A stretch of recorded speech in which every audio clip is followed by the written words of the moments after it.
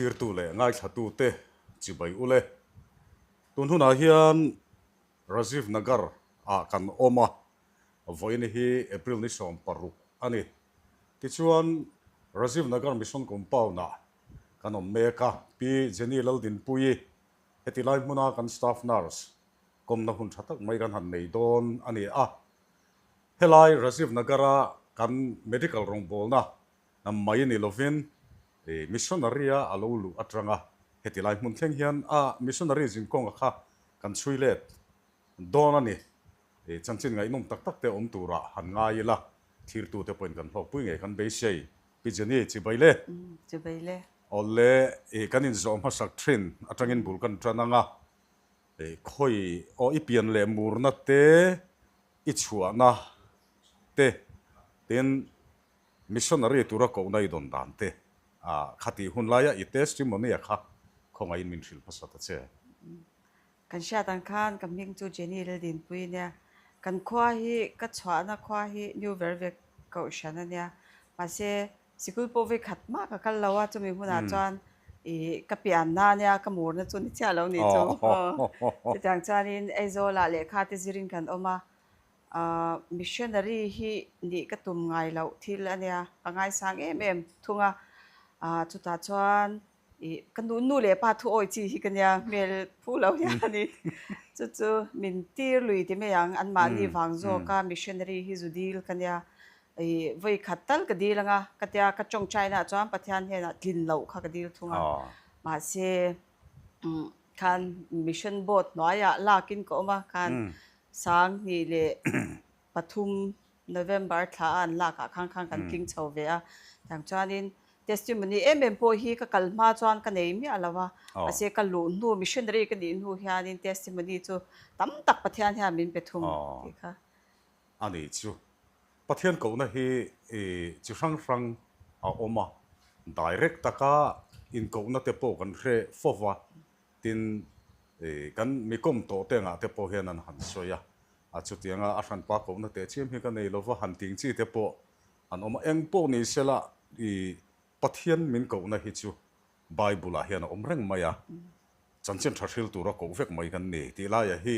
kan riat non fo hi poimo kan ti a amaro chu zona hianin kan in zot lo theilo wa ko nei don dan han ting chi te hi ngai nom tak nei ten lo om thina chu wang chuan khang la ya khanin zona kan pe lo theilo wa ni ti chuanin sang ni som ni le pathum November ala kin in om ta a khati hun lai kha chuan pre service training kha khatinga an kalpui lai kha ani kan ringa ti chon sang ni le palia pre service training ti na nianga tero pre service sang ni le palia pi Jenny te hi kan soitel du chu pre service a po ati thalor lak kum tluana pakhatna din hun hau chau char tu ni ti te kha a training chhunga mi han kan tar lang mai nge ti chuanin kum malo to pa sang ni pali kum malo to pa inom na tur in post han siam sanga I first post atana ikal na muna kha khoilai ngani ta le ka first post hi bum tlang south so ta chimlama ania sa January ni som pakhata kan va thleng phei ve ro ya ka first post sang ni panga a chuan bang bo lu tuk engma kan ti tur ke phei kha chu mol chi deu le ki ne a phwang deu hi nyang chu bang bo lu tukin enge ka va ti tur po shemi alawin ka va hey nurse ni ma ilang nurse kan zirlai te chuan bedside nursing kan ti mai ta so lai kan va kala doctor ang deuh tho kha kan lo ni le sia ka she thiam lo ani chu min lo shil lok si lo hi ka tia tun nu hianin kan va kala ka va om ve ta ka rin dan te mit thangai na po ka shelo mission field kha ka tan chuanin hei kan chung te Tripura ve khat te chu ka lo zin to ma se kha ba kha mit thangai nei ka shemi alawa han ka va om to pa kai ka rin dan chuan hei in po valwa chop ngai tura ka ngai ka tyang khan quarter te lo oma mi ti khan lo om tam lu to ka mak ka ti ni chu kan tan ka chuanin chu nya tun nu kal tur hi chu lo shil lo dip se thil te bera tang hian ti hi ka du lu to ka ni chu bung tlang sau i kawa na masanya ngai po an ngai i ton po ka nga a ka ton hem ber na nia kala soi ban the lo le an ni nen po hi le biak po hi kala nga lu to kan ni chu tyang chanin chu mi muna chan kum thum chung kawa ve ni chu bung tlang sau kha ne chim to pa ne chim han ti ngot khen kit galai ser chip pia loka khen oma i chim ang deuwa soi thei ani ve tho maya tuna pijini te vom nai ero hi so ta chim to pa bung tlang sau ti khan ni lawang wang khop maya ti chon chu hmuna chon kum thum vakal amol mang takin bul khai watran ve khan ni thil tom chi sang sang first post phei chon soi tur hi tam the nia thil tom chi sang sang in nei te truly ti a kha ngai nom deuh le nui za thak deuh te po mai the eng ama kha soi hre nei lovin min hril te le so kan la no pang box ya kan valut ve to pa ko shana te thu soi na hun te khamil lo pe a ka va soi ve masak per hian ino upa ho kan ino pang chia le mai hamin an ti chan pata i chan mi dam lo te kha mi rong ko na sa ni kha hun lai chanin nurse te ka chun om ve no ala kholia na nia in zaruk vel ka chun ni ve a chu a chanin ma se zana in ko kher kha an ngai sanga zan la ya mi rong kai tho na se em a ka om nu khan ka chiwa piang me khan thi ni ho ka du chan rum po khan ya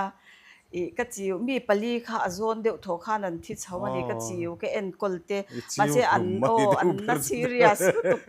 na serious to khan ni ma chanin miron ko khan kan chiwa an thi ta deuh zel me ni kha mi khan min lau i achang pe chon ke ma na ka dom hlum te po kha mi panhil ngot khan oma khan mi kha an lau top le thung to anwa kha chanin min pan lau le to zo ka dam lo pan tu tur te kha ka nei lo le zo ka tyang khan i ke ma ni la kon fi lo nen khan ho le kha ka du ni pathian ya rong bol tur ya min lo thlang ve tak lo ni hi ti te kha ka nei rum man ka tyanga mi pali ke en ko line han thi thot ta ka kha chuan ma se i khang khamil lo cher chwa na zel hi lo nia pathian in breathing turin chong te po chan testimony tam tak himin pe ni chung huna te po chan sumi kan om lai chan in bolpu hi an latama sang ni panga ma ni se ala thing tang te me yang he lampang ai kha chan in south lampang ka chu chan in an lo la thing tang ve do sumi te thil pek chu e su khushing pai an ya ti te khala o mani khan chu lawa bolpu ne kha kanin zui na sa ni ke chanin shiom ti na po kha nei chang lawa ka ti pui se la tiang ka anan na en kol dan malaria awanga tlu top he an kon sia sa omang te kha I khushing in man khati deuh tla tanga nui za thak deuh patient he chen chu an tu te khoi du wang yang ati ti kha nei ni tu mi pa khan nula pumna te kha alai shuin chen lo te kha ti ta tanga anu te le he lai alai te kha an te ale lam kha po kan anu te khoi chaw wa ga yang le lam po tur kha te le lam ati khan apot tu kha te kha ka lo changa engtin mo cha o te han I khola khamin lak ti ra mo pur da hang ka lo tel ve ja tho ni an upato china ti hian an nu te mur chen an lai tak kha an te a nu te mur le ale lam kha an te le cha chu ai chen lo chan hemi wa ha na pumna khadita helam kha kan pot ta chang helam hi kan pot le chang oi tak so ni lo pot ve ka lo pui char kan chan te pe hey chen khat chan in bol pu helper khamin te nurse ma se khatyanga tui de wa ti pi khai christian to tho chu an ni ve tho ni chon ma ni khamo ma se khatyang khan in ve chu kanin po pha de ni chun ma ni ne khan khatyanga kan lo abol pu te nem po chanin khatyang khan he thil tam tak ka watonga nui za thak deuh po ka tong he ma ke ma po khan in he experience tan he no ka selian kan nya izola hostela te chung te na do lu to kan en kol kha tui te kha kilometer li ya choi nga ni ke tui dom thiam be lo chi pa da thiam lo kha ka kal ve min kal pu piang khanin anu ka cha am pe lo zel pui tron pap zel kha ka kong kha chi thei sia ka ta kha he shi om tin re kha chu kan ba tor ei ka tan ka chwa na shom a shom ve an tan chwa shom lem lo ma se khát tiếng khan in nuam experience này chalu tukin cái mà khắc vào ôm nuam cái tia anh mà ni coaching bayan ti te po chu ke zung pui te bol pu chana force ka ti han a fop chuak don ta mo ka lo von te ngai tan ke te kha an ke zung pui chak te khan hin an conscious om malaria te kha an fop chuak chin ta ka te kha ka pui vel ve ka ni chu ka va thok nem nei cái dùng phía cho nó phò pa no pang te kha atlu to pani a malaria wanga ni ka chan ka ringa miron ko wa nan ho lu to khang ka tlan sa bol pu pon ko tel thau ta chu chan ka zu chuk thave chanin khuman lo da to an ho te no pang kum ruk mi vel ani ka ring chanin khoshing in man a the hai e a pona chu chu a e chang ve a tu to pan ta chu pa chanin he tui glass hianin tui hi ala chan a ke khatian a fo fak chan tui chu phu chhuak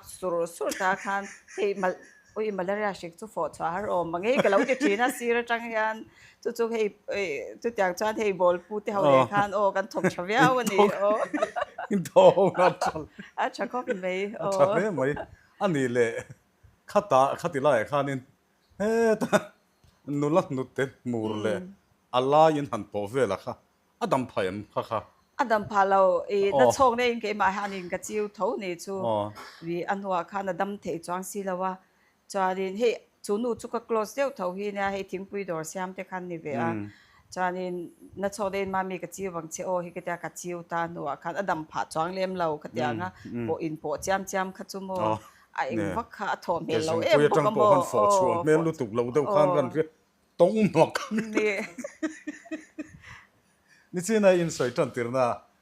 mi pali ka chiu ten thi je lai ti kha khe chu kan ya amma ming chu ka soi lo kan thian pa ei trong trai turin ani chu trong trai turin an ko thina mi pathum kha zonin nang mang deuh che chuan trong trai piang mai kha an thia a foi thum na phe chu na kal du to lo ti me atang na salu tuk me nat enge thi mai to tur din hunan din hian mi hian ko ji amaya tia ati dam le athi le dam chu pathian thu ni kan kal tur ani kan tia kan kala chu po chu tong trai zo deuh chau kha chak thale zui ngala kha min phiat chu tui tira tin nangma pon khamia wang han testimony te in char chua ka kan thian pa te po chu tiang tho chu ni a kan het chuak so ka kan soi ani chu tin trong kam moi vak lo kha ka mang mai thei chiu lum han tiang la ya kha mi so wa hi chuan in fiam thu hi sang thina khang kha kan mang ve zaw ni ti la ya kha kan in soi fi ani ta sela ti chuan in adang po mang bung tang sau kha la chua san lo lok te ang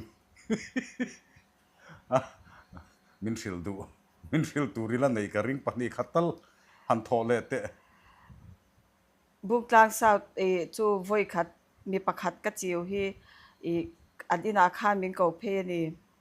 chu cha chuak zam pang jok to ne min ko phe a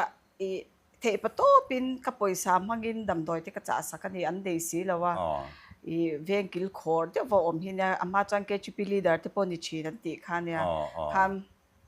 man mo te hang ka tlam phe dam doi ron thena wang khan ka va chiu ni chanin an nu hian be sei lut to khianin an tak chak chang han min lo clear boka kha ani kha chwa ta muwa chang ka chiu zo cha ka chiu lum ji ga mi pakhat chu ni ta chiu lum ti me la moi tom ka moi lo chu ni thawa chanin kan hak wang tho ha tuk tho po ngai thak shom kho pa tho ha kha nya chanin kan chiu zo kha ral tariai che ang han he ka tom lai kha no mani chanin an nu kha ron kala tia kan ti don kha tia ke khan ka shibi glo hi ka lo te kan la no pang ve lo ti ngai na kha ka shi lo chong chai ro kha min tia chong chai ngai na kha ka shibi chang si lo thiam to bi kan pani top khan kan om sia an ve nga kil khor ani mi zong mi ron ban phak lo na lai kan ma se ka tra chuak lu to khi cha chan pathian hi a ko tak me ve han ka ko ai ti me yang pastor kharon thling thangal ve ni chu chan pastor chan min khongai khami hun lai ka chan ka khongai tha ngoi i ke ma kha he kampel mu the ho du na ri ru pu khop to khan ke ma kha kalo om to sia chan ni pastor po chu ka ho san na le eng ma pu ke ma hang ka soi thei to lo wa i kha hulai khan bung tang sau ta chana shim shimin presbyterian an thi chanin i YMA khan ni top me ni presbyterian lo kha chu YLA khan ya o kha ke in engkim me kha kanin do de bur vek kan sang vek me mo chuwa chanin khan bi tun thla ka mi thla han kha pa kha chu kala muwa thei pa to pa ke en kol ve i ma se ama awanga pathian in rong bol tur tak tak hian min du ani ti min sha chwa tur tu hi ka ti thina i tun theng hian in ama chu i kala mu china anui za thak te chu atama ma se kalo nge to lu tuk to lo ke ma hian mo he ka ex khalai su lai ve la ka va om la ya he han ton mak deu deu te kha ka ne ya dam doi te po mak deu de ve in pek ang te kha om chin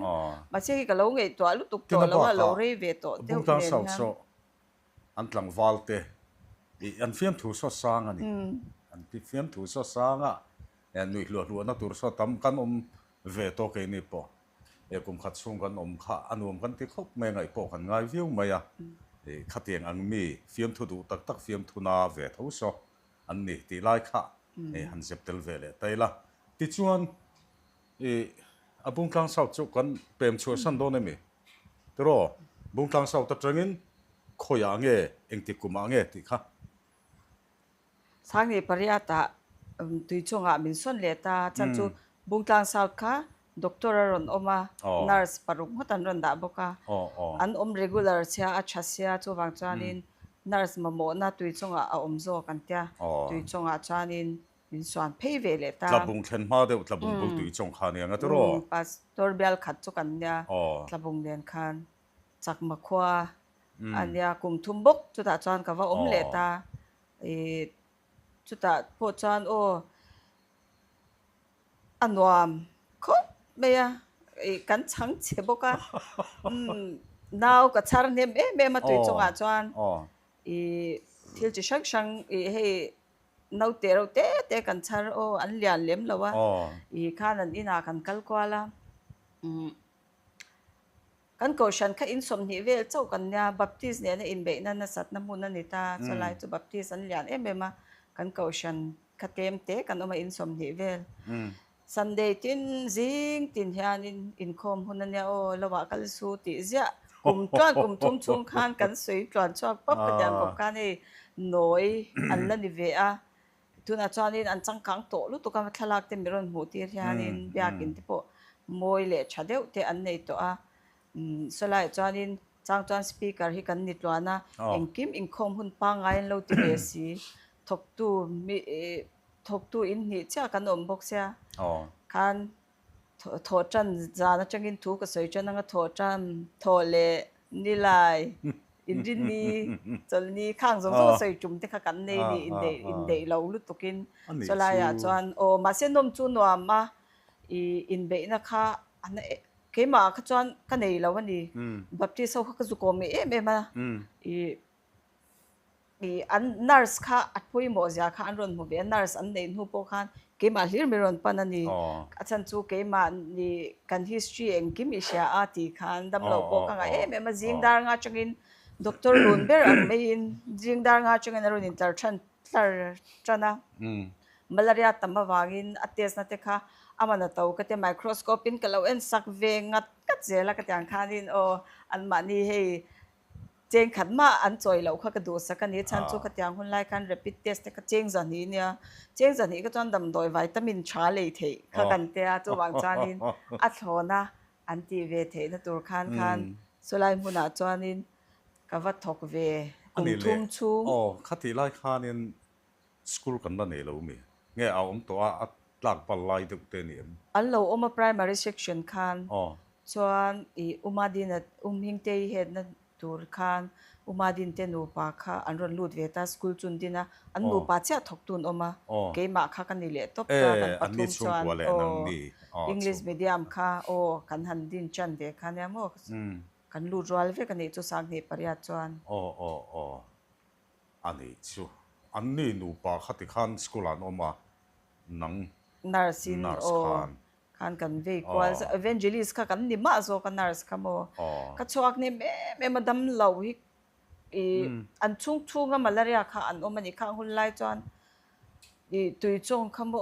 an thilo kha mak ka ti chin pathiania min om pui ka ti ve tla ta mo chung hei chu kom panga a lo mu top ang hei a then chu hei sleeper te se tir tut ngai khopa malaria wanga na khan omani ka tiang khan kan han chiu ve a tum khat chu ka in hi chhelu to kan ni kan lu tir khan hei quarter te la om lawa compound lo ni to lo wang khan ring lo mi pakhat hi ron kala hei kan veng lampang bazar le zero ti in kan in train zero lam kan nya chuanin a fanu hi ron pom lu ta malaria nin ti vel an ron kal lo hi chan an boral mi thin ni then hi chu ka ina khana ron thiro da tap ro ro ke khan ti nge na ka si lo chung hi ka thiam thei lo hi ka boy thang na nya ke hi chu mo chu han nem ngei na kha ka shet cha lo ma se ka chong cha yang o ka ti ka chan o kha te ka chong chai saka ka tiang khan hei ka ina po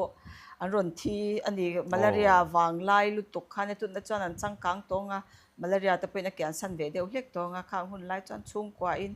tu ma ron kal le chuang tur pon om to lawan ina jip ka han khaya ka tiang ka han bai pui fek te khan ngai lo mo ka tiang khan in ka va oma chanin naw hi ka char hema chulai ka om chung khan naw char tur kha min du te thla chela ka char saka chanin ma se anom ve na chu chu e akhan min som china ar khan tal ngei zela ka long ve deu hleka ani le naw char zat record hin nei lo mi nation to lo ka lo chin chalim lo wa chen he fel kip kep chi hin oma ke hi chu ti bel ba chi ka nya chin chalim lo wa chin chela chuan an number za te por ke ta cha gum tu ro bung tlang sao ta po khan nawi kan chara mingi min phatir chin khan oma mo khan mingi moi cheu teu khan nei lo mang o ka phwa moi theinal ka ti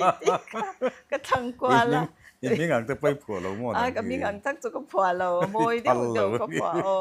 ti chunga po khan in a then chu bible ne mang kha ka phwa saka ani abak chu mizo ming te nei su mizo rama omma ola in nam ne nei in mil lo hi ka tiam ho an lam thiam em chang lo an man hi khan in chen te chu puan ten lo nei lawa ka puan bi lai han man lob te po kan nei ya tui chonga te chuan o nau char pa chuan kan tla lo chu in pakhat phe chu kan ko shan nu te hin nia kan tla lo chu ra na lai tur po hi wang kho phian an in kha soin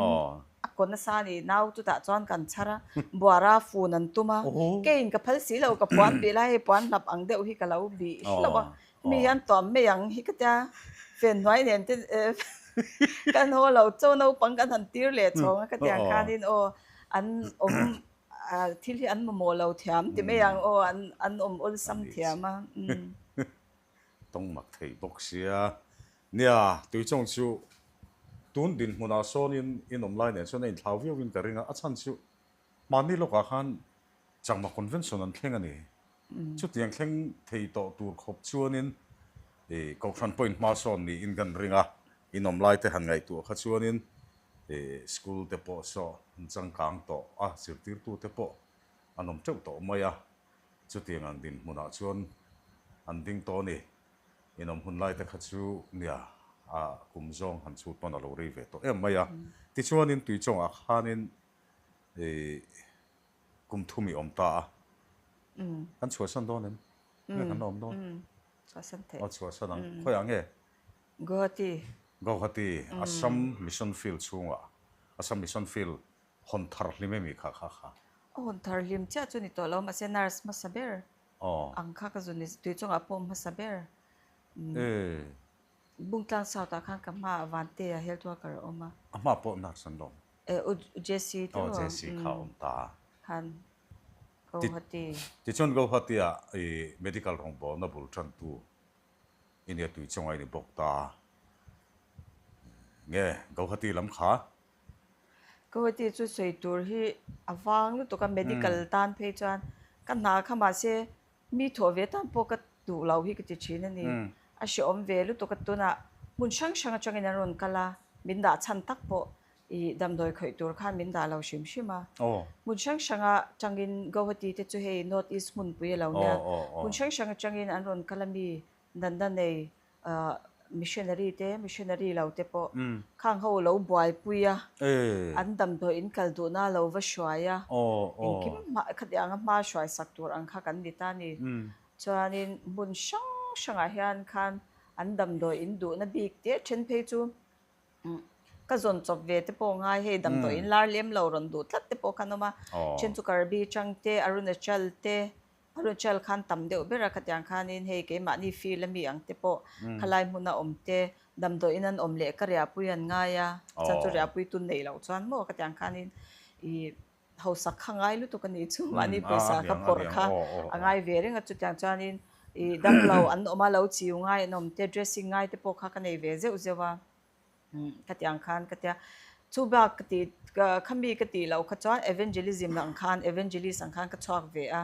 evangelist ho ka zuya khan ka zui lo po in I ke ma te po in prochar ang ve deuh khanin khatyang khan kan chhuaka chuan evangelist ho in prochar an nei in khatyang khan ka zui chhuaka chuan khula ma te chuan mi te hei an lo fing to a nurse to pina dam doi chaw kha thei to lo shim shim ta kutyanga te chuan chuwang chuanin I kan free clinic ang kan nei pon Guwahati ate chuan doctor zirlai te doctor thok mizo khan lo tam ve ta khang ho kha kan kowa khatyang khan ka lo assist ve me ta khatyang khan chwa chu kan chuak nema no anom chu nom tu kan ni hei nula te kan la ni lai ni bokam bo khatyang khan khopuya kan oma I dam lo anom ka chang ka kan ve ze la kan hei kan thopui te dam lo om pon hla deuh mi khan ka wa kan ve a chan chu nurse report kha pek ve tho kha ngai sia chu ka ti kha tlem don lu to ka evangelism rang kha zia na tur ka nei ve chang si lawa chhuak mai lang katang khan I chu tiang ho hei ka chhuak nem ve ni chu dam lo hlek ka shat ka chuan ka kal ve nal ngal zel ni chu report kha ngai ya ifel le mai Guwahati kami asam mission field ani ang chu Guwahati a headquarters field headquarters sa in oma in na kha ti khanin soita mani huna dispensary te neya clinic te neya khate ti kha alo chi berto lo ta ti chuan mi khwal te hun thang thang mi ti khate nga lo chiao awa tan puin na lai zo na han tan pui te le dang dang khan ni ta a chu tu na khun an la khal pui kalpui to lo ke ma khan ka chhuap pi le kha la ni o changkai chu changkai yang a changkai na zo na changkai mo tanga amaro chu enga ma chang chuan han ol reu chang te po chin le anga ol rau chu tam in mo de thei tur khop te po khom thei mai the chang in tlaiwar de thoa in tul boi chang te po ve thung bo khanga kumeng sang ei ong ta khan kum thum tho kom kum thum cham deu hian hey pastor nilo field secretary pastor chi deu yes Steven mo han tra mai nang che ni chu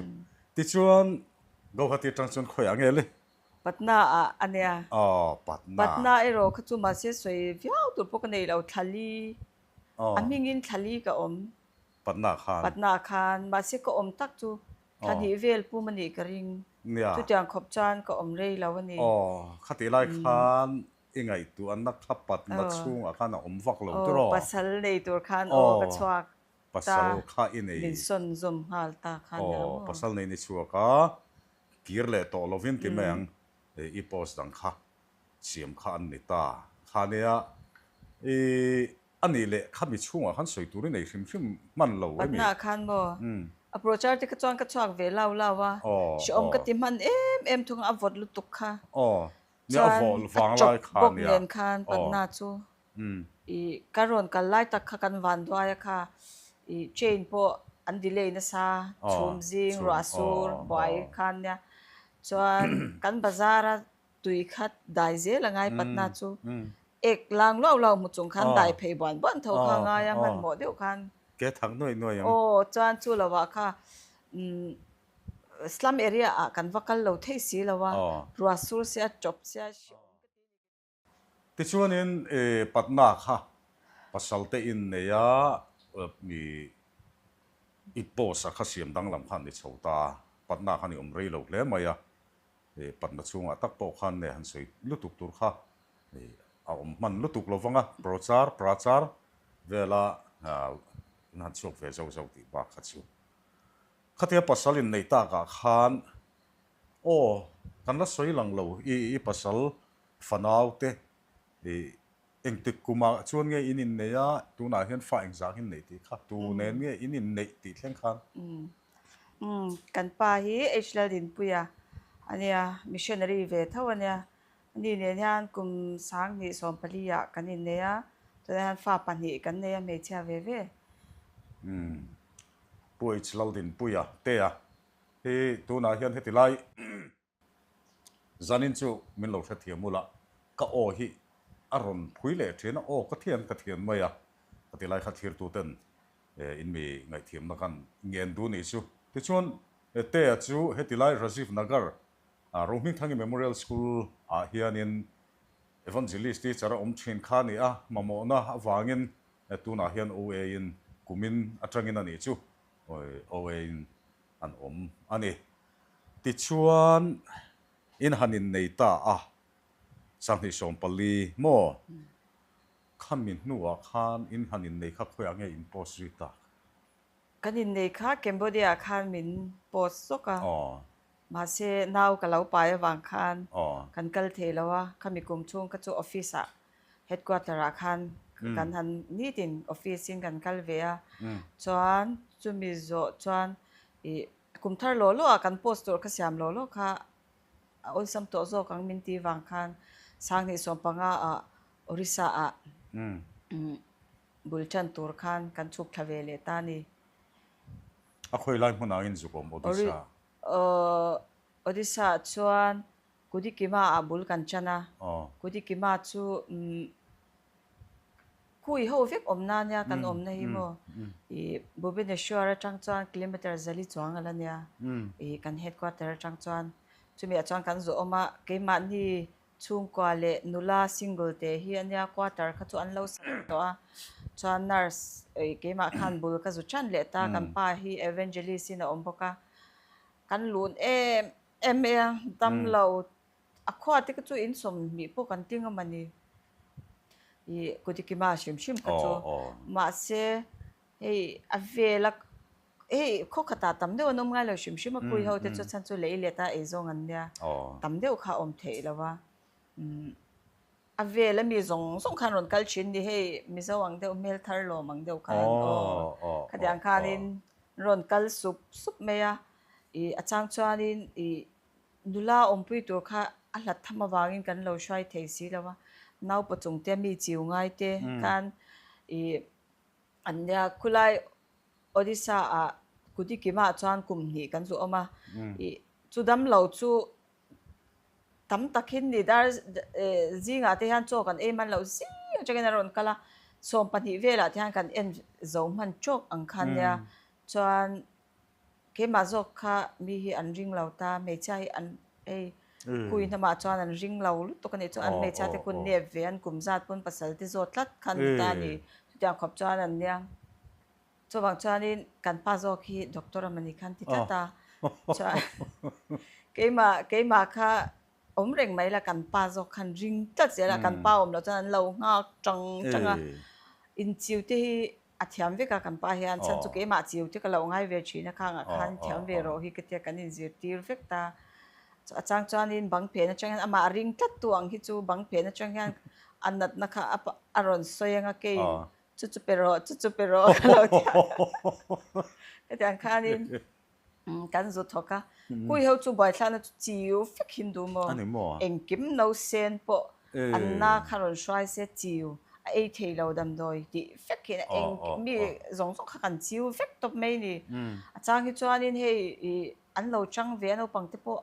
I chiu swal te hlom hi tu chin ni ke ma ha ka lau thong china mi chiu reng hi chu lo chiu hi an nom viau lo chan chu an ek zo han an mong hin sil ve lo mo chu ze la ya mong lama kha kan lo chiu chin sia ani mbual te ma lo bok sia o khami kha ase ke kanar hi chim kan pai chu an she de sa to ke chu ka she lo zo ka ta khanin an bula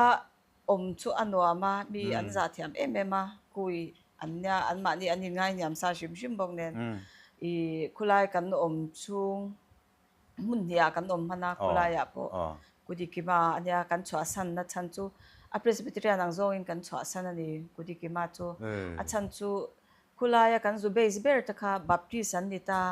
chu an ron lut du awanga tia sinothilut kan zu ni ta ni ka tia in soirem khan nya ma se kudi ki ma kha cho an ron lut du talawa kan kaushena baptist ma wangin chuwang chuanin kum ni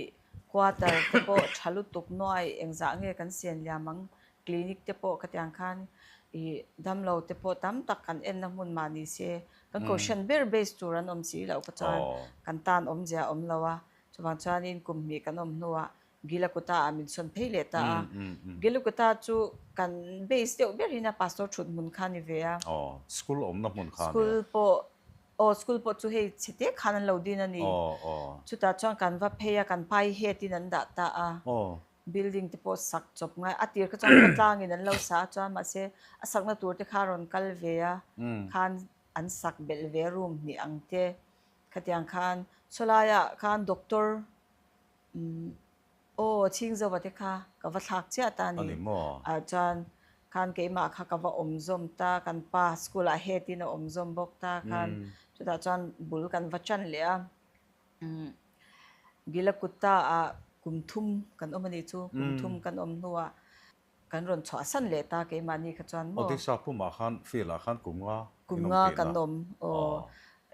feel khu zaw em kan in hlatamo mo po kan in mulei theilawa nurse te po kan om ve dia thawa ma se rongbol na sang khulai te chuan kan rongbol na hi aku yang zong chowa tho turan ti wang hian a oriami ang tak tak kha kan va beilo shim ta kom ngei deu te chu kan nei ve thawa tribal thon nem kha kui tribal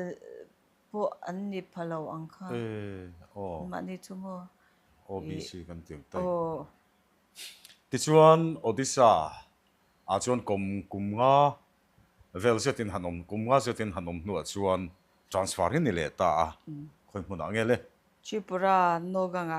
Tripura mission field a no ganga in tata chuan in pa kha zirtir tuin om chun som vele mai nge engtin evangelist teacher khan oma ke kha chan sulai mu chan nurse chan ka zom vele ta mas a compound khu azawa he tlang bo ka hanom kanya no gang te chu a khu chung kha miron atira cha miron dor lu to ka ma se he machine khan changkang ve zela pharmacy sangten ron in hong ve ta anu ka chon hostel no pang khu zani borvel khan oma chung chu ka en kol de berta he kalau en ma supportary farngai anga te po he lo ti thei lo chin thil tam tak no pang zani chang kha chu in ti pal nat fe le han nat fe te kha a om ve ni khanga kham hostel no pang ber te chu kan enkol deuh te khan ni ta pon lambi he thingpui huwa na thok ho he angai te chuan chu adivasi ho ang chuan in min la ron bor tlang zela achan chu he oria chong khan kalo bechina an chong khai dang deu ani oria te le ma kui atlem khang hun lai chong ka ten tu chong ka shile to lo ko om na hun zir ze lang ke de just he mo ge chu thiam le to charin anni ho cha min la ron bor bera chan dam do in hai vai te man la ya he hladeu dharmanagar te po hladeu ang khalo ni to lo he dam do in lian khapan mei tur khalo om chau to wang khanin ke ni tlang hlazo ka han om ke kal ngai kan lo ni bok nen khan ko chung mi te hi chu zupan ngai anga an oma miron ko hi chang ka zukala drip khai te ka tyang te ngai ni ka chang ka kala he lu nasalu tuk chang kan changkai to lo ani chu khulai cham ma se hostel oma wang shim ku chan om khulangai ngoi thunga mo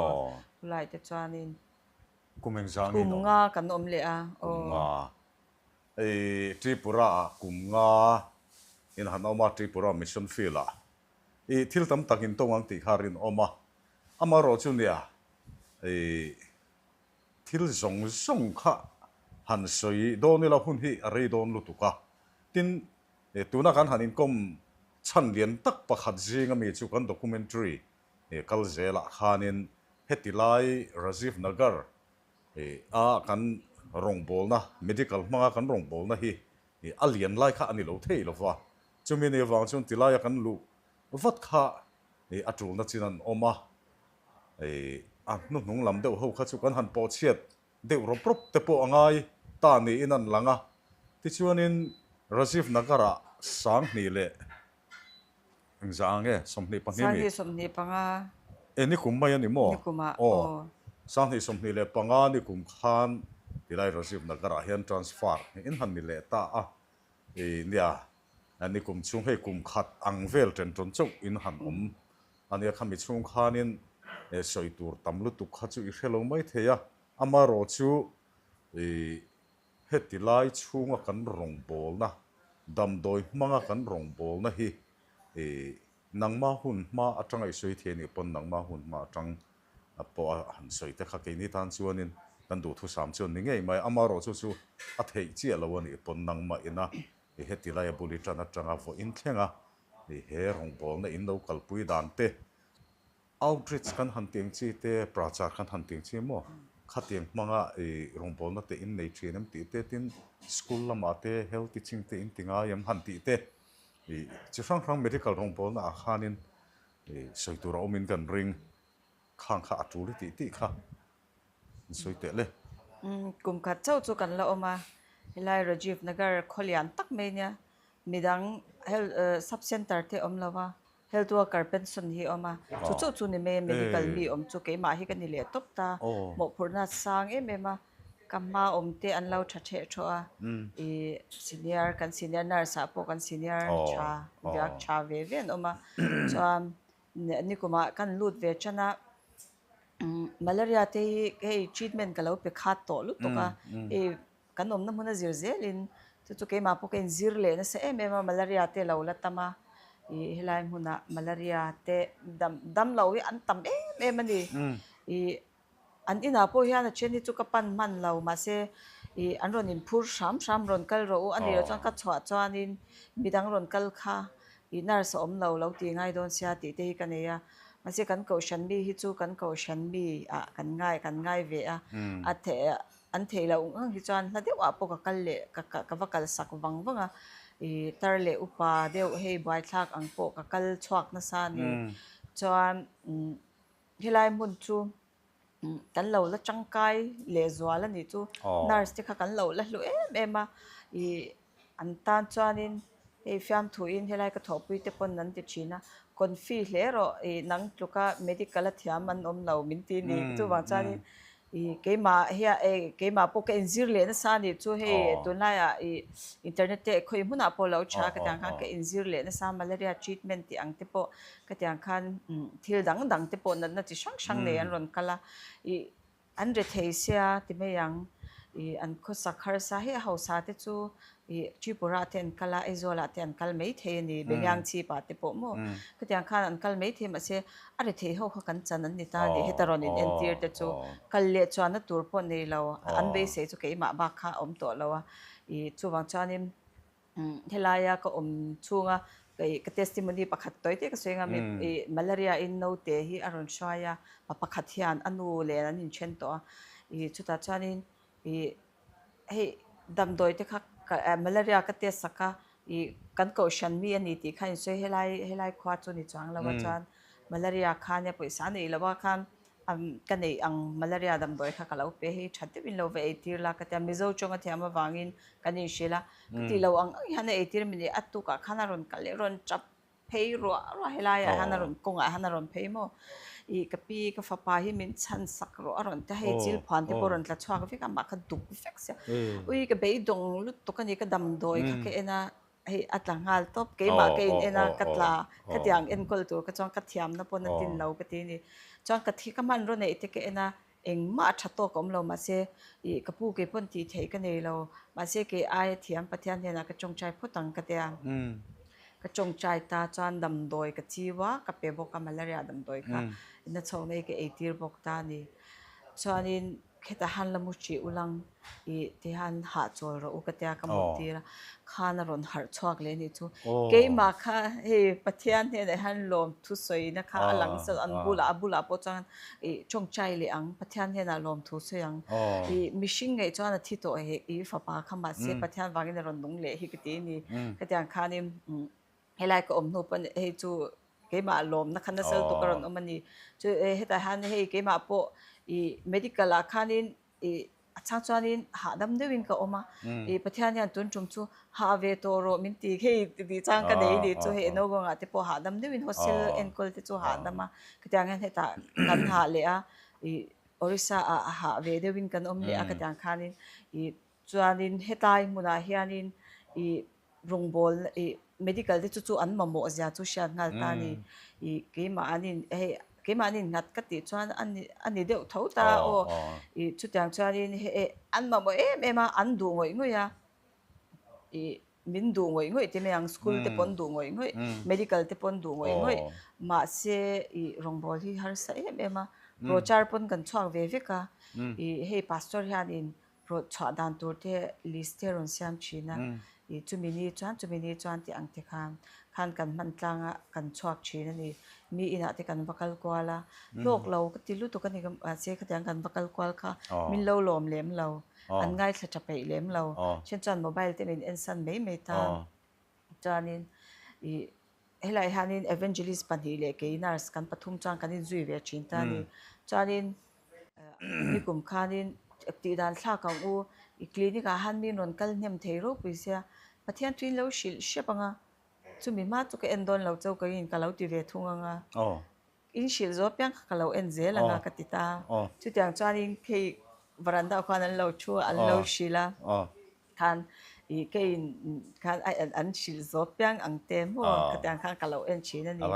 chuanin i a chen chu he shil rem lem lo te pon lo ma ma se an address te kan zot ta an in om na te e khwa hi lian ve a pher sia rajiv chu an in om na om lai te kan zota kan ron kal le ang indam nge dam lo te kan ron check ang kan ti ta ni khan kan vakal le ta nge ya an ina chuan min lo lom em ta ni indam zelem in cha zelem ingin dam doi e te ken e dana dikem khoi mo kan han ti le ta mo ka tyang khanim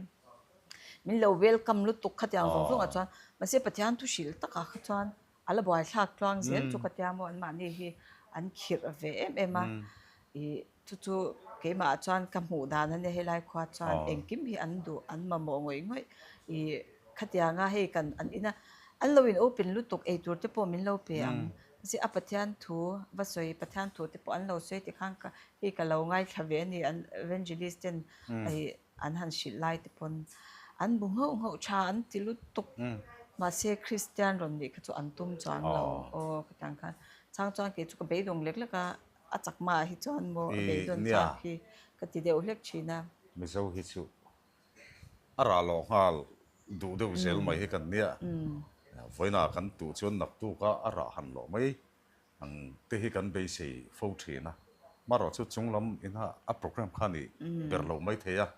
tin e medical an lo mamo hle mai kha ka lo hrengai mi lo wa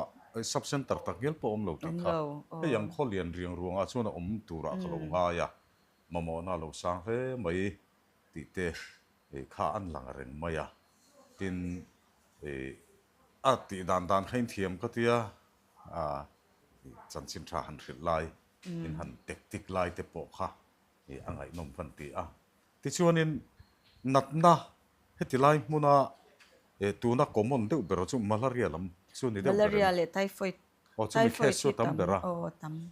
malaria te phei chu ala season ala don chu hei don chu fur chwa hian kal le don ania e nang ma ni lama po enge a test kit te e adam doi tha te po in stock ve de veu chu nga in kan ringa ti chuan in ani le school lama te hian health teaching ke nei to em o an ma ni hianin i miron ruat me ya khan devotion hun anga khan khatyang khan ka vakal ve me ta ni miron ruat khachanin avakal me ya min shilo ve ra o khatya cham chu english medium ania english in soyangai chu lawa chakman nia mizo hilai mizoram om si hi mizo chong hin thiam lo lut to ka o chuma chanin i in hau pui po ka nga to a e mizo i thakhat le ka om ti te khan hi chakma chong in miron benghal ta ni ke thakhat chok oma chakma chong in miron benghala nang ni in pian tira ta mizoram om hinga tinge koi khat po in cha lo ti ang khan mo he ka feeling ve de hlek thin ani chu tlem chan mizoram ani la ya hian an nei le mei do na mo tin an ma mo sia an ma mo sia i mizo chong hin thiam anga ya sin kan in zirtir na sat thei khop mai solom anga te po khan e damdo in kal turin trong le tu ten ruồi ngay heta mà ni pawh ram chunga ai zo la anin entir don in trong le thiam an ruaya a sang tel ten an choi le dei khata trong le tu la kha khanmo chu wang chuan mi zo trong an thiam theina tura ta na ko than hu te po hi kan in sirti ranga ya school lama te po hian mi zo trong hi uluk taka hei English medium kan ni chu English an thiam na ti bo chuang si lovin mi zo trong hi kan thiam tel tir tura ni chu zirtir tu te na kan mi son zinga te po hian kan ngai tel hi tha katia kan han soi du ani chu kha kha akai noi em maya ti chuanin nia hetilaya medical hong bol na kha te ngang kha ni enge hemi kum khat tren tron chau I oma chu ta chuanin testimony ngai nom tu mai in nei ngal pang maya trong trai na thil ti thei sia te kan han mu chowa nar so hin fak om katia dam lo in en kol do na pia min trong trai na nen tiang khanin in kutte pathian na man turin in han hlan thina heng hi dam lo ten dam doi ai man dam pui te po hin in kan ria I testimony te kharu pui kan ti I bul tran na adika helai hmuna po pathian in a hmun tur dik taka iom na hmun tur dik taka a hung lut cheni te po in nei kan ria ani ti chuan adam doi huang bi ka khanin adam doi huang te kan ti hemi Rajiv Nagar huang chu bi dam doi rong bol na khan soi mai te kan neem than tarlam du te kan nei angem now charbok kha now le char hi so zela common via wani mo ma se ni na che tu ka kan char na pakhat phe ka chu oh he bung bu deu ku ta ka char chan chu he bang kha ti hian om ngal tu na ka ngen chan ang hian now ka zu charangai sia ti hian ei infit te hi ngai ang reng nurse ni don chan mo ti hian ka zu char deu ta chan an now hi lian lo shim shima chanin trong chai impal don lo chang ka char lawang kha ka ti shim shima chanin kan trong chai phota kan char zo nuwa po khanin ka shwai kha a trong chai le ve bo kha now chu kan chara a ke hi lo piang swala hi paruk hi lo nei mo ka zu chang kha chu zeng ha lo la khamin ti bo ka mi en kim si the ya hian min ngai ni chu chang ka hawa an ma ni chu hetiang te chu aron pian chha da na ya khoi dang lam mi alo tur hi ka tia mo doctor thiam te nan khoi ni lo chuan ti ang vel te kha dam doi hi chu mo kanin la dei thei lo tu na po hian March ni som ni vela ka ho dam doi ka la thanwal ta ni tu na hian nei lo ka nga le to lut tu tu na han hei mi hi an ron kal thon deuh renga shom ka tia alar ang hi chu kan lal war ve dewa alar lut tuk lo po hi dam doi dor chu dang om ma se a main ber hi ke mani kan ni wang hian kalakwal ve na sal tuk ta ni chu ma se he expire te hi lo tam ve chine khami in thlashung ve le nen khan kan la tlem le dewa tu na po he kan nei lo le cheu to ta sumo kan cha hian in se na tam sia ka kanin la dei thei lo chu ni kan du ang pon kanin shal chak lo na chan chu mo mamo na hun taka pathian na hung se hetilai mi te tan po mal som nai ni ngei kha be se om mani ti chuanin kan in kom na kan du to don mai to anga engamo han soi le du te inei ta kin soi mai amo engamo I soi du chuan hun atoya mo se mo I du chen chen hun ka pen chenga ti chuan kan in kom na kan du to don nia om lem lo mo kan soi zo thok hat ani chu ti chuanin zanena pijeni nen in kom na hun thatak mai kan han neya kan in kom na hi clear tu ten in lo pui nge kan be se ani pijeni kan lo me